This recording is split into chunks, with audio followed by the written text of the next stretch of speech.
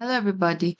In today's video, I'm going to show you how to add another account in Commbank. So firstly, open any of the web browser. And in the top, there's this address bar. Over here, you need to search for the how to add another account in Commbank here.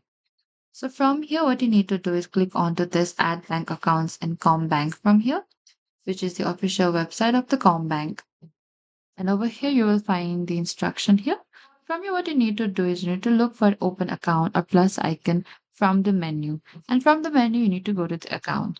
From here, you need to look for the plus icon to open an account.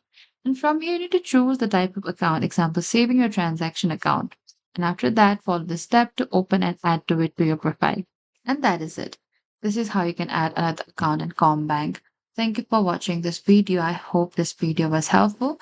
If you have any queries or confusion, please comment down below and we will reach out to you very soon.